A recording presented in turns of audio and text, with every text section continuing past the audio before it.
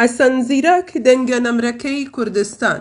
هونەرمەندی گۆرانیبێژ حەسەن زیرەک یەکێکە لە هونەرمەندە هەرە ناودار و دەنگخۆشەکانی گەلی کورد کە لە 29 تشرینی دووەمی 1921 لە گوندی هەرمێڵەی سەربەشاری بۆکان لە ڕۆژهەڵاتی کوردستان لەدایک بووە. ساڵی 1953 یەکەم گۆرانی خۆی لە رادیۆ بەغدا تۆمار دەکات و دەنگی بەسەر شەپۆ لە رادیۆیەکاندا سنوورەکان دەبەزێنێت و لەو ماوەیەدا لە بەغدا نزیک بە 75 گۆرانی کوردی تۆمار دەکات و ئیدی ناوبانگی حەسەن زیرەک بە هەموو شوێنێکدا بڵاو دەبێتەوە.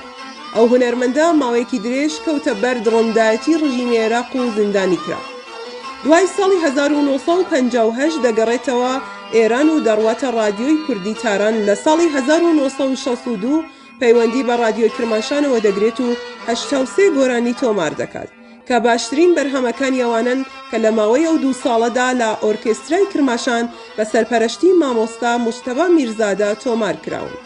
زیرەک لە ماوەی تەمەنیدا نزیکەی 1500 گۆرانی تۆمار دەکات و لە شێعری شاعیرانی وەک نالی، وەفایی، ئیمامی، کوردی، هەردی، پیرەمێرد، هێمن و خۆی و فلکلۆر کەڵکی وەرگرتووە. بەرهەمەکانی لاوێسکەکانی رادیۆی بەغدا، تاران، کرماشان، تەورێز، کەرکووک، مووسڵ، مەهاباد و هەروەها گۆرانیانەی کە لە مەجلیسیەکانی بۆکان، بانە، مەهاباد، سلێمانی، هەولێر، مووسڵ، بەغدا، کەرکووک، دەیان، گوند و سەیرانگا دەڵێ و تۆماریان دەکات.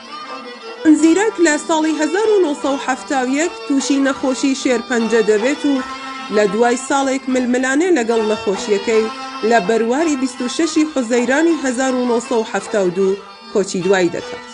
لەسەر داواکاری خۆی لە کێوی ناڵەشکێنە لە شاری بۆکان سەر بە پارێزگای ورمێ بە خاک دەستپێردرێت و ئەویندارانی چریکەی سیحراوی بۆ هەمیشە بە حەسرەت دەنگیەوە بەجێ دێڵێت.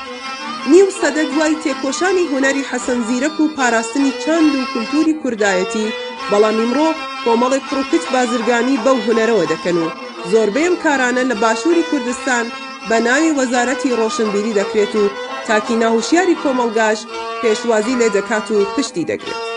بەڕاستی ئەگەر کەسایەتی ئەو هونەرمەندانێ وەکو حەسەن زیرەک، عەلی مەردان، کەریم کابان، تاهیر تۆفیق، مەرزیە فەریقی، فەتانە وەلیدی، عایشەشان، شاکرۆ و تەحسین تەها نەبوایەن و شوێن پەنجەیان بە مێژووی هونەری کوردیەوە دیار نەبوایە، لەم بارودۆخەدا هونەری کوردی بەرەو کوێ دەچوو. لچما سرنا لشکێنێ بارە